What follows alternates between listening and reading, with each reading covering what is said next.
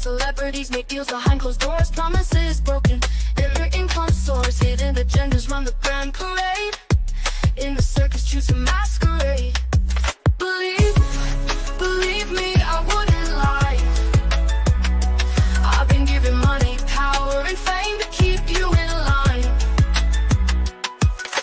Television screens bright and loud, sell you dreams, make you proud.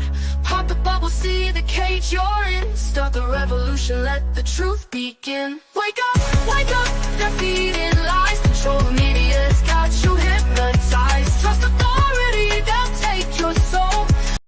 Break the chains, find your own control. Welcome everyone to the podcast or the solo cast. Today I'm going to be talking about relationship fantasies.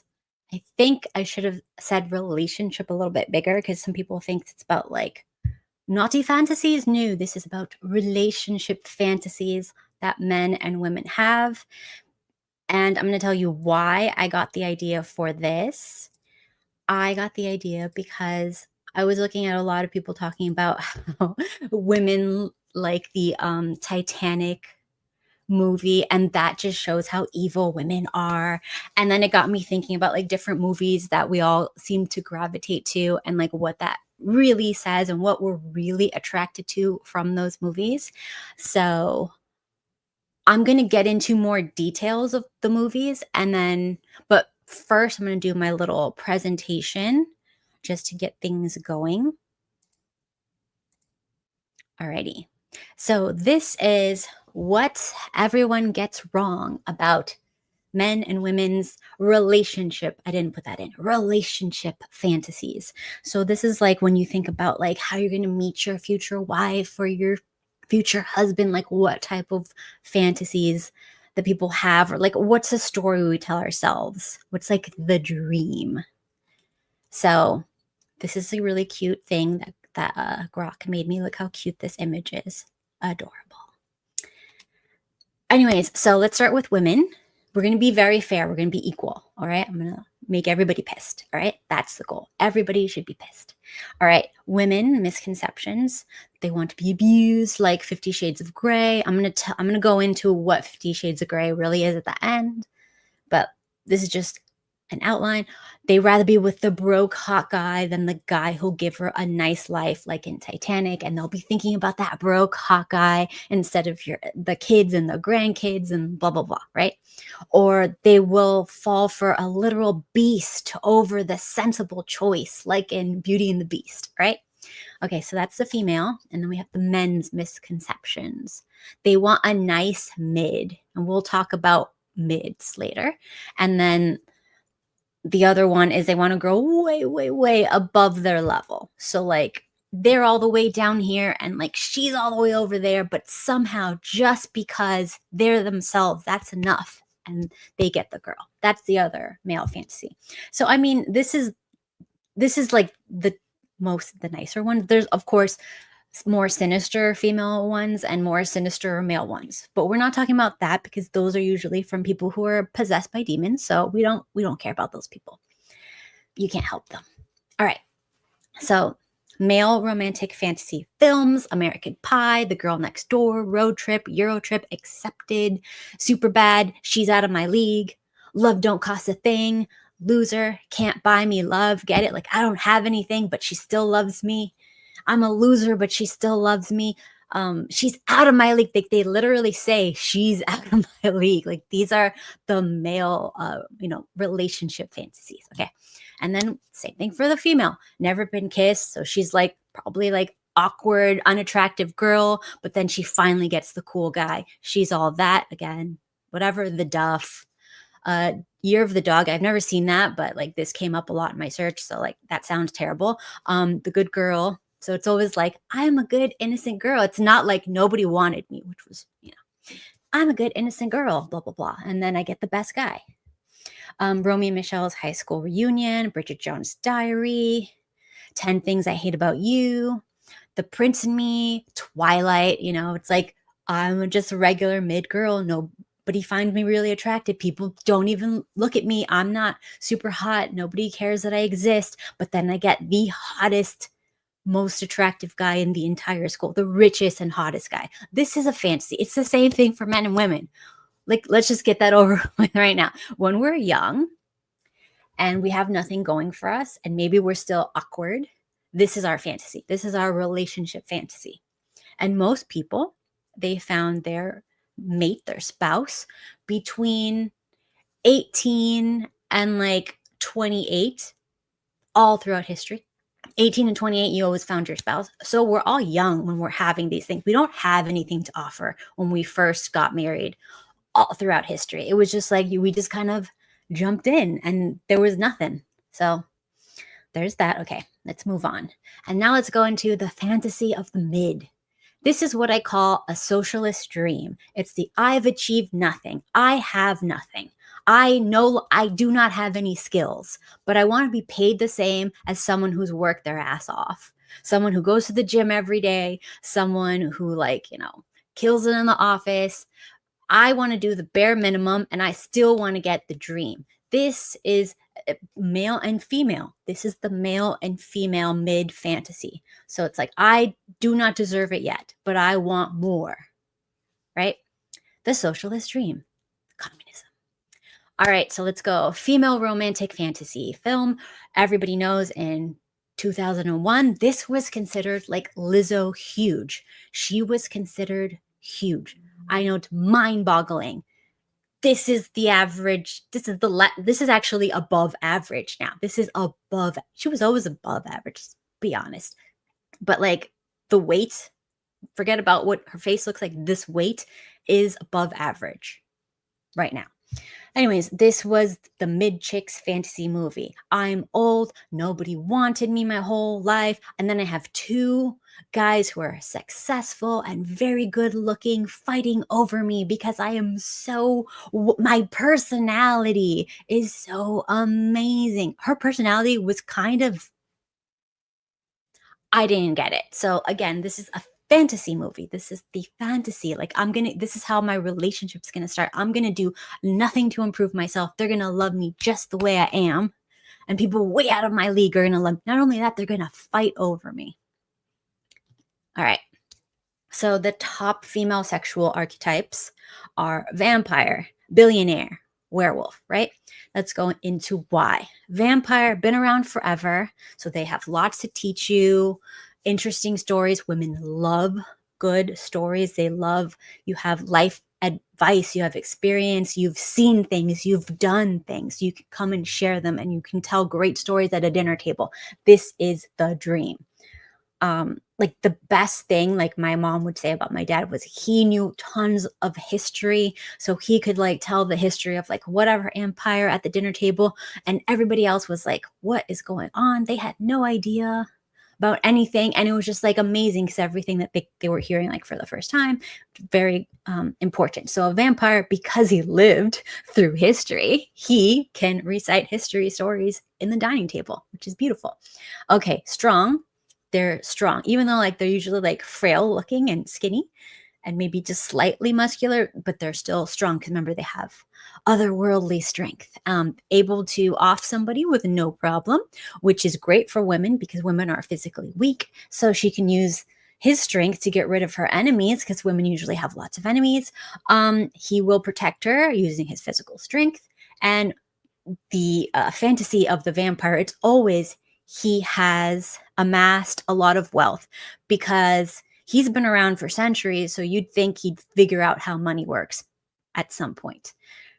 I mean, he doesn't have like sickness or anything holding him back or sleeping or anything. So he should figure out how to get some money. So he's going to have a lot of money and he can give her eternal youth, beauty, power, physical, and eternal life. So this is the dream. I get to be hot, strong, live forever. I mean, that's the female fantasy, you guys. This is the female fantasy. Oh my God. Okay. And then billionaire. Billionaire has power over others, can use his power to get rid of her enemies. Again, this is important to chicks. Lots of money equals lots of protection and power. Money to get her beauty treatments. So, like, maybe he's not a vampire, but he can afford to get her treatments to help keep her looking more beautiful than her rivals. She can have an easy life, make her enemies feel beneath her, whatever. Right? So this is a fantasy dream, guys. This is why they want the bajillionaire guy. Oh my gosh. Anyways, werewolf, strong, can protect her, can use his strength to get rid of her enemies, has a pack, so it's more protection, will give her physical strength. Really, the werewolf is the weakest one. I am sorry. I don't get it. I mean, I have read some of the stupid stories, but it's the weakest one. Like, all you can give me is physical strength. I'm bored. Oh my God. Okay. So sexual selection and female competition. This is a big part of why women have these fantasies. Who they're going to choose has a lot to do with female competition, because everything in life with women is female competition, right? Okay. So the top priority of female status is the mate she secures, his value, right?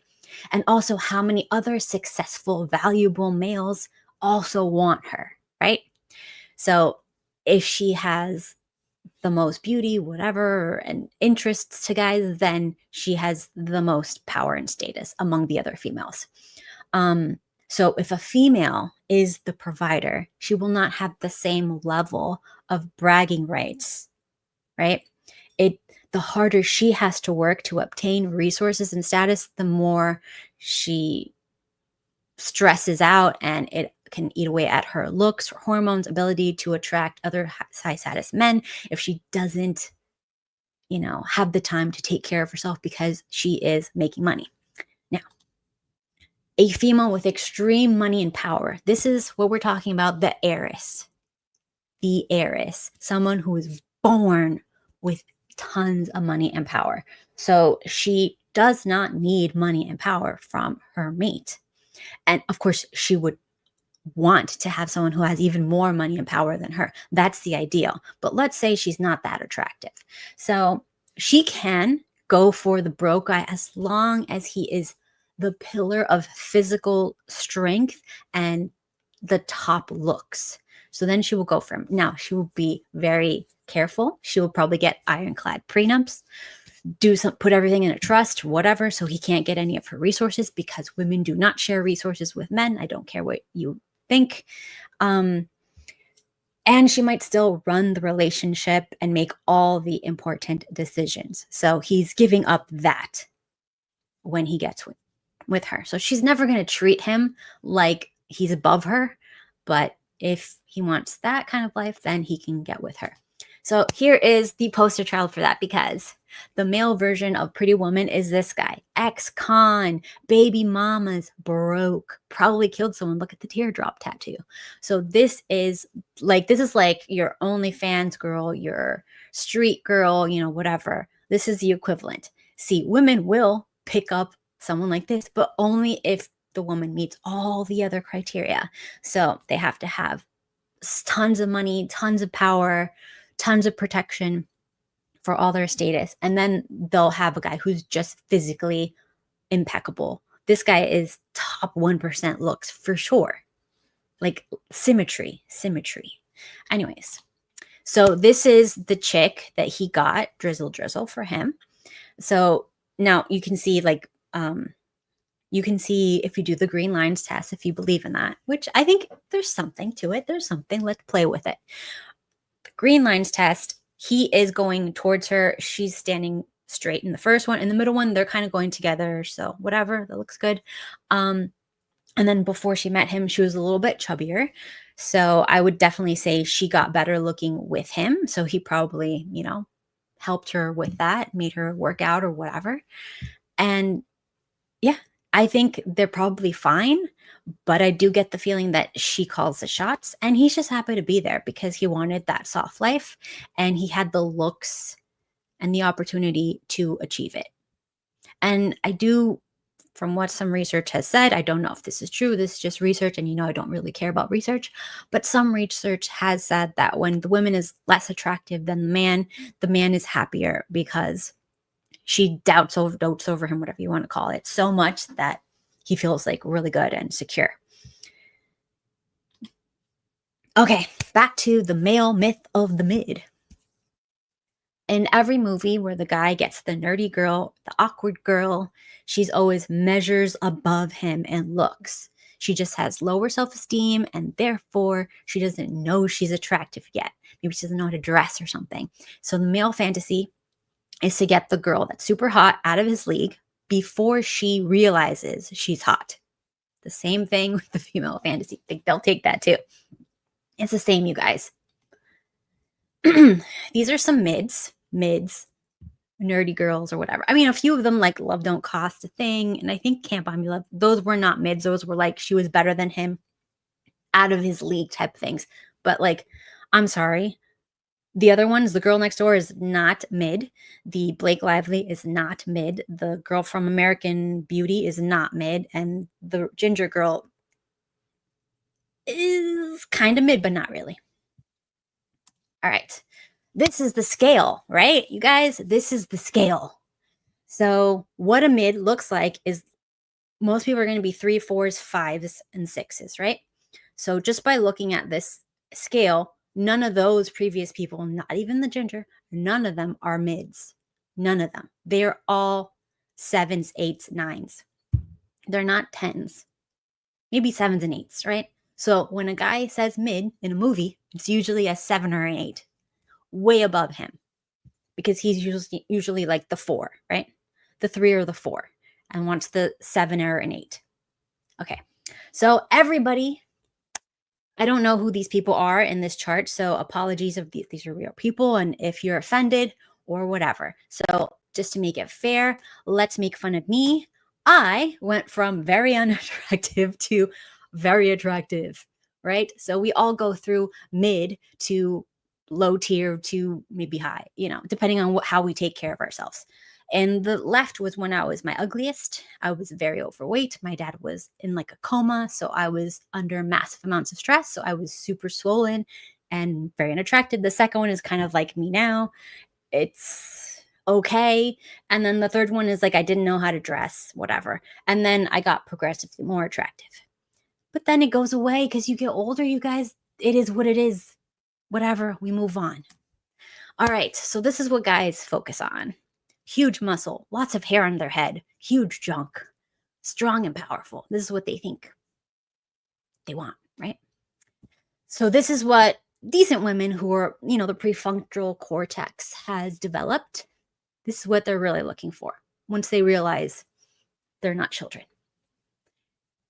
Top of a hierarchy, all right? Leader, boss, expert in something, just the top at something, anything.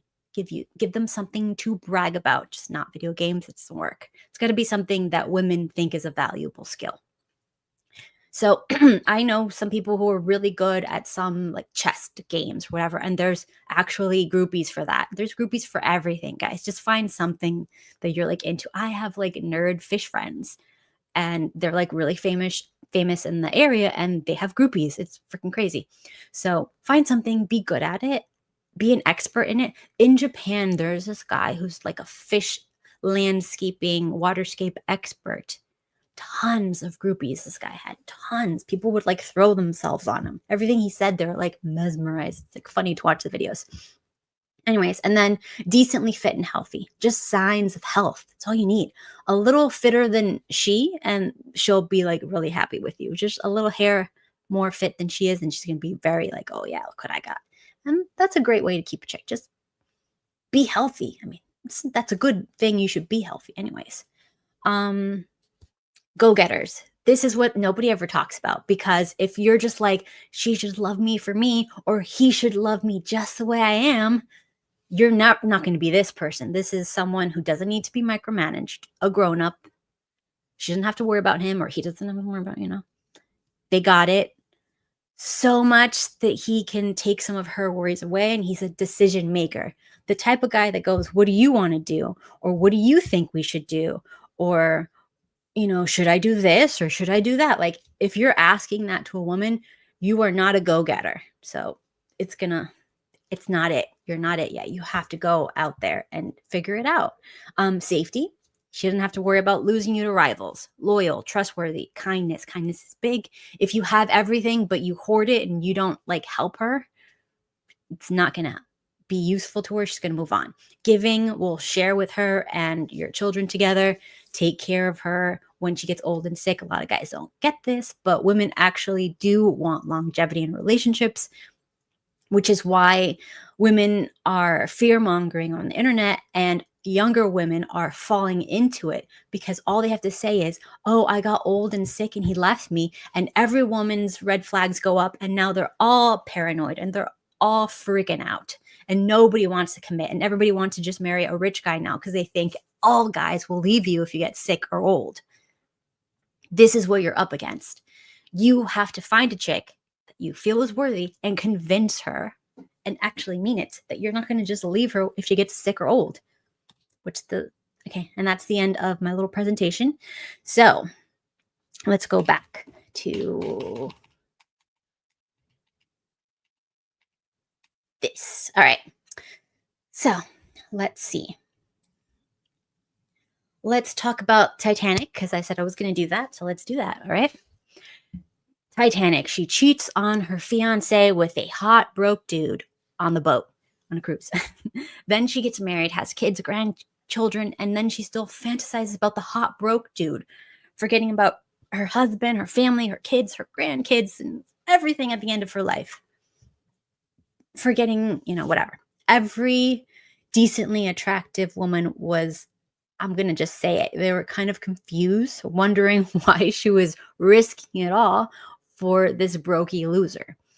Okay, so remember Little Mermaid? In The Little Mermaid, Ariel's supposed to be like 16. I think in the books, the original, she's even younger. So she's a child. And she just wants someone because they're hot. And it's super fun to want someone because they're hot when your family is against it, right? This is an immature female. The immature female, this is why you need male protection on immature females, because their wiring is off. Their prefrontal cortex has not developed. They don't know how to make logical decisions. So they need strong men to guide them and vet people for them. This is throughout history. The men would come and vet the guys that wanted to court the daughters, right? So Ariel risked it all, sold her soul to a demon so that she could have a chance with a hot dude. Didn't even know she existed. Pretty sad. Now, this is also the fantasy of the mid. So remember, this is a hot young dude on the Titanic thing. Hot young dude with a mid chubby chick. Now remember, she was overweight back then. This is what we considered mid overweight. Everybody was thin and hot back in the day.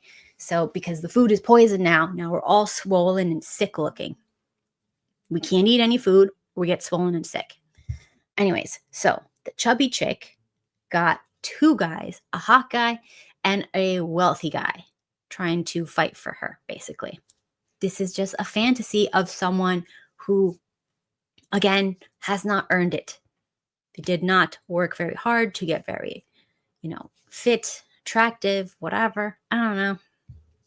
And also, you have to remember, this is a movie.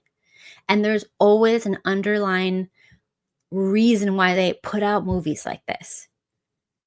It's to kind of like brainwash the population. So you're not supposed to fall for it. Just because they tell you it's romantic to throw everything in your life away for like the hot broke dude doesn't mean you should be doing it. It's actually very stupid. But anyways, this is just, and you also have to remember there were chicks who were not having these thoughts of leaving the wealthy guy or whatever for him. They were just like infatuated with Leonardo DiCaprio. He was at his prime. He was very attractive. He was actually wealthy and attractive and had status and had fame and had all the things that women find attractive, especially very young women. So they were attracted to him. And because he was with a, at the time, mid chubby chick, they could imagine themselves also with him. They're like, if he will be with her, I'm not that far off, so I have a chance. That was a fantasy. It wasn't, I'm going to choose between this. Most chicks are broke. They're never going to be in this situation. So it's like insanity. All right. Let's see. Okay. The same thing with Romeo and Juliet, Claire Danes, mid chick. This is a real mid chick, especially back in the day. This is mid. Mid. So every woman who watched the movie could imagine themselves being her, and that they would have a chance with Leonardo DiCaprio in his prime, blah, blah, famous, good, slender, athletic build, whatever, at his prime. That was a fantasy about that. It wasn't, let's kill each other because, whatever, blah, blah, blah. It was just like, I got to, like, whatever it is, build up. I have to do all these things to get the guy. And then I have a chance to get him. And then I finally get him. It was a thrill of the chase for the mid chick. All right. So anyways, this is a funny story. Let's go back to men. So I had a male friend who was not very bright, extremely attractive, the most attractive boy in the school. And he watched the Titanic movie. He loved it. This was his favorite movie. He had posters. He would buy the soundtrack and listen to it and cry. It was like weird. But anyways, because that's his dream. His dream was to find a hot, wealthy chick to come and save him. And this was his dream fantasy. Again, it's the socialist dream of, I don't want to earn anything. I don't want to do any work.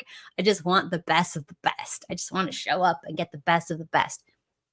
And because he was attractive, he could see this happening for him in his mind. It was very sweet. Anyways, so he was always looking for an intelligent woman to come and date him and pay all his bills for him because, and he wanted someone higher up in social class. And it's the broke male fantasy. It's the mid chick fantasy. Someone's going to come and save you that's like wealthier and more attractive. Okay. Makes them feel good about their own situation. Now, funny story, my broke, good looking friend, he's no longer good looking, but he did land a wealthier chick, older chick. So, I mean, sometimes you get to drizzle. All right. Okay. So the male girl next door fantasies, which is clearly the mid girl who's actually the hot girl who doesn't know she's hot yet, and she hasn't figured out how to dress and how to act, and maybe she's socially awkward, or maybe she comes from like a bad family where she's dealing with all that stress, so she didn't have time to worry about looking good, or maybe she's a little on the spectrum, so she doesn't know how to socialize, and maybe the other girls are jealous of her, so they attack her, so she makes herself kind of small in the school. So it's like the fantasy of the loner loser, because this is the only girl that he has a chance to speak with, because let's say like she's his neighbor, they grew up next to each other before they realized that it's awkward to talk to the opposite sex, and maybe the hot chick that's pretending to be the mid chick, she gets with like an asshole that's attractive or strong or something like that, because the asshole guy has figured out that she is hot.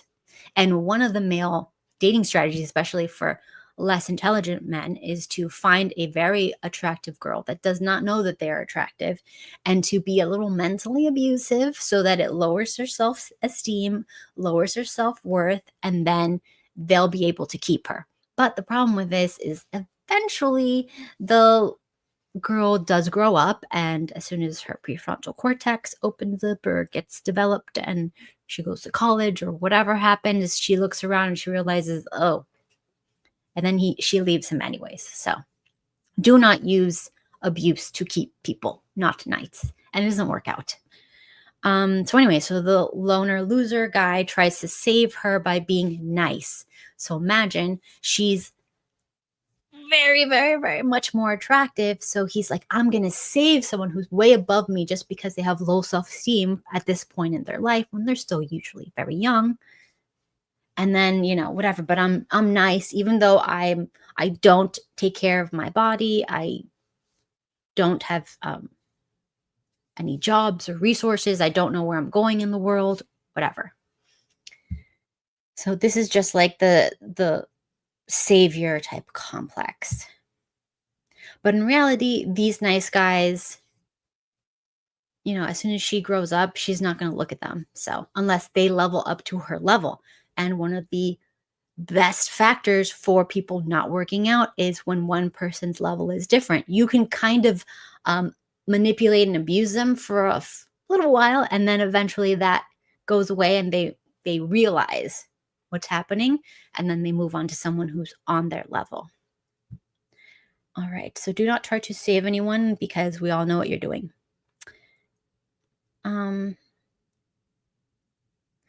So yeah, reaching outside of your level usually ends you unhappy or alone. It happens to guys, it happens to girls, it happens to everyone. So try to say, if they go through a health journey, they're working on their fitness, you work on your fitness. If they're doing this, you do that, whatever. Like, you should try to stay as even as possible throughout your entire lives, because measures of health are important. People need to be with healthy people, mentally healthy, physically healthy, as healthy as you can be. And as long as you're trying, if you go down and up a little bit because maybe like something's going on, you're having like a little health issue, but you're still trying to be healthy, people will like give you grace. But when you're just letting things go, putting your feet up, playing video games and eating chips, it's really hard for people to give you grace. So keep that in mind. Anyways, so moving on. Oh, yeah. So 50 Shades of Grey. Everybody thinks this is about how women live to be abused, but I actually read the books when I was on bed rest, when I was pregnant. So like, I could not get out of bed and my husband refused to put a TV in the room. I read a whole bunch of intellectual books and then I got burnt out. So I'm like, what's the dumbest thing? And it happened to be that. And all my friends were reading it and they gave me a copy. Anyway, so I read that junk. First of all, look at who the author is. It is the manifesto dream of the mid chick. Anyway, so 50 Shades of Grey is yet another mid female fantasy. The premise is that she is awkward, but she's smart. Still a virgin. Kinda a dork. Doesn't know how to dress. And she's, in the book, obviously jealous of the more social, well-dressed women who always get attention over her. So she's a bitter female incel. And I know you're like, there's no such thing as a female incel. If you have high standards like this, you don't see any of people low, okay? So she's only looking up here. She doesn't care about anyone down here. So as far as she's concerned, she's an incel because she's not touching anyone there. All right. Anyways, and the same with guys. Guys can do that too. Anyways, but yeah, I will give you that it does happen more to guys. It used to happen more to girls. I think it's fascinating how it's switched over in the last 10, 20 years. Anyways, so female incel.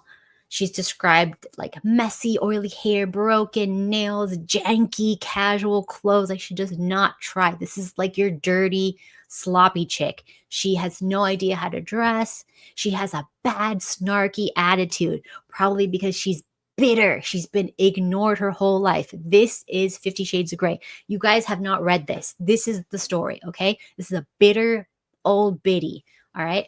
And then she meets literally the most richest, hottest man on earth that is called like the sexiest man on earth in like some magazine or some crap.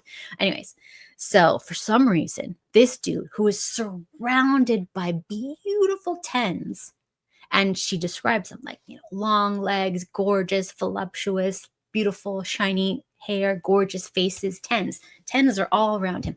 But he picks the mid with the bad attitude. This is such a fantasy book. It's not about the BDSM. It's not about that. Read the book, guys. The BDSM is like not even in there. It's like a feather, or like, I'm going to tie you up with like a feather.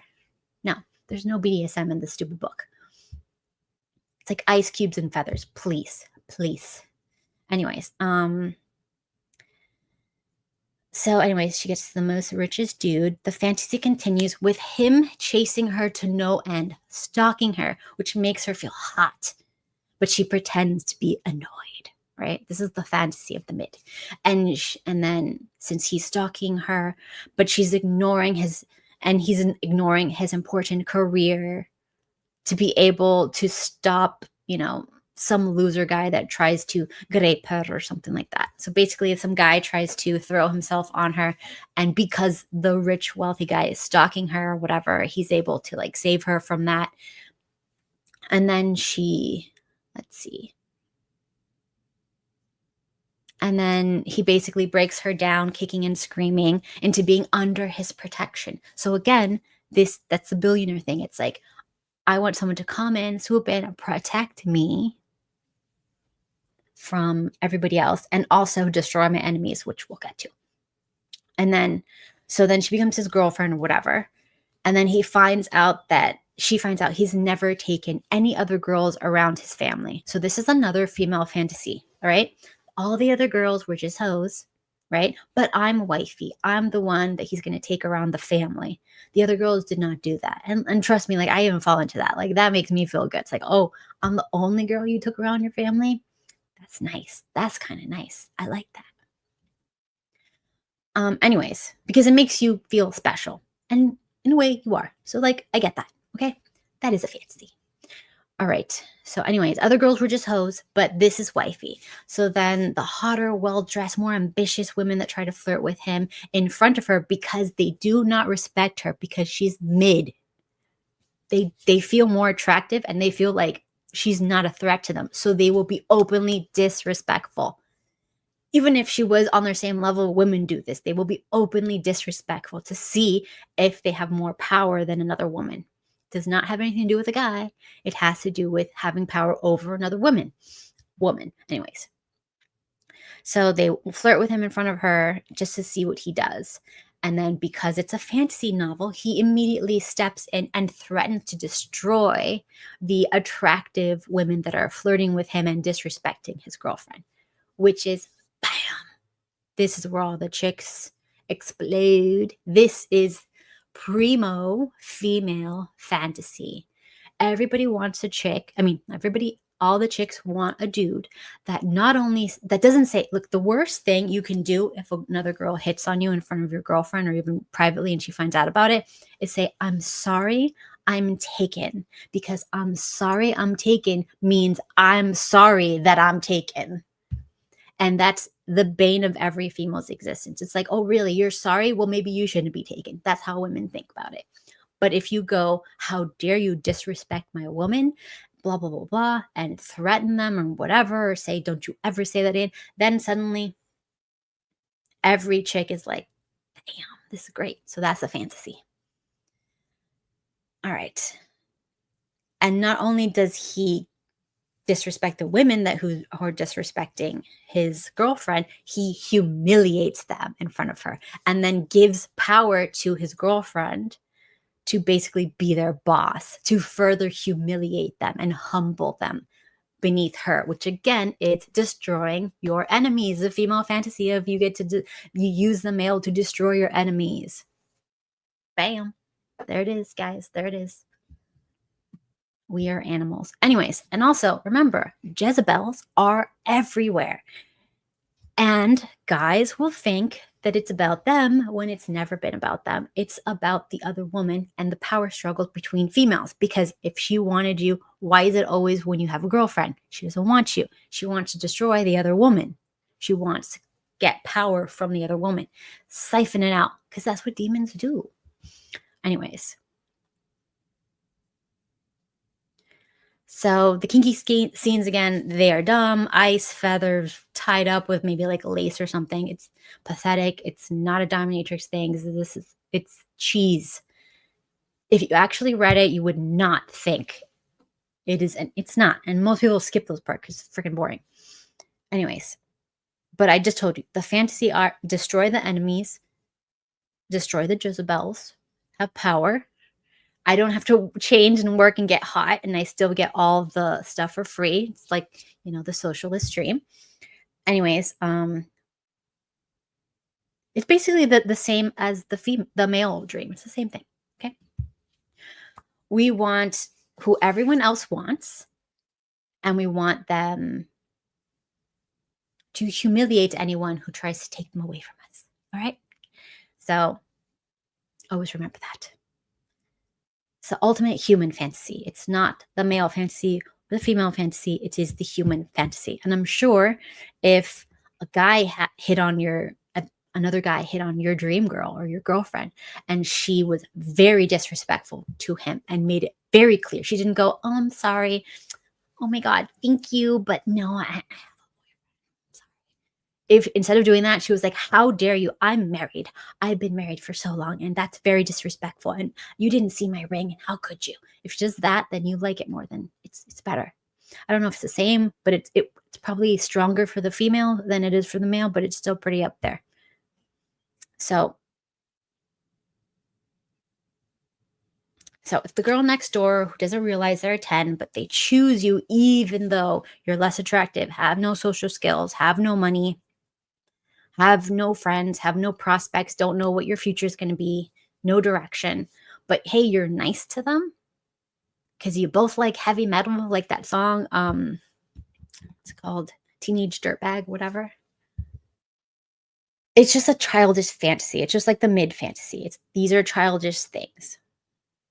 Eventually, we all have to grow up and get serious about what we really want and what we have to offer to other people. Instead of just worrying about what they're going to give us, we need to start realizing what we're bringing.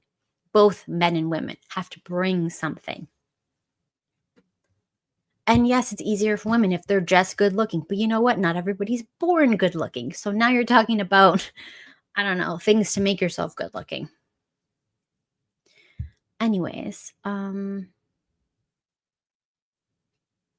remember, in the real world, like attracts like. So if you want this, you gotta be a match for this. And self-fulfilling prophecies are real. It's a real psychological thing. Look it up, self-fulfilling prophecies.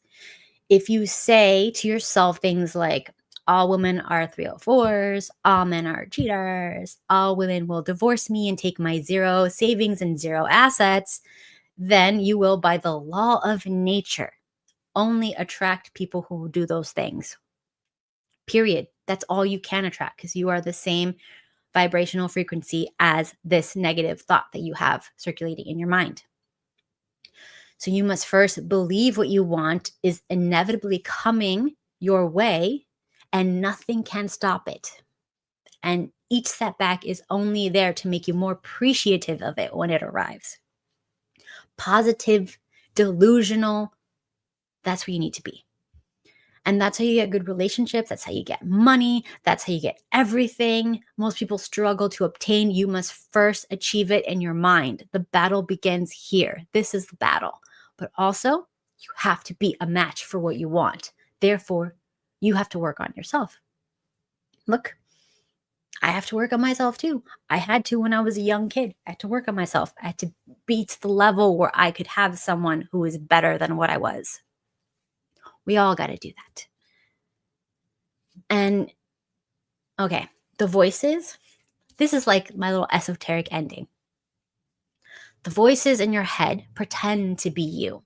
They are not you. So you have to drown them out and never let them win. They only will point out negative stuff. And if you really listen to them, you think it's you. It's not. It's only saying negative stuff. Fear, watch out for this. Fear, watch out for this. This is going to happen. I can't do this because this. I can't, shouldn't, want. No. So every negative thought, you have to fight it. And you can never let even one negative thought slide. Get angry. Tell it to shut up. Sorry. But you have to do it every single time. You can't let it slide even one time. Never let it slide. Same thing with your negative friends. If demons speak through them, say some negative stuff, you have to shut them down. Every single time. And if you cannot stop listening to them, you have to leave. And that is their problem, their battle to fight. We don't save other people. We have to focus on ourselves because once you have everything you want, then you will be stronger and able to help others. But first, you must achieve it for yourself. So let's work on that. And I think faith is believing in something you don't have any evidence of, anyways. So put a little faith in yourself and who you want to be, become it, and you'll attract what you want. And that's with everything. So, anyways, that is my little spiel for today. I hope it was interesting. It's just some random thoughts I've been having. But everybody have a great rest of your day. And we'll see you all next time. Bye.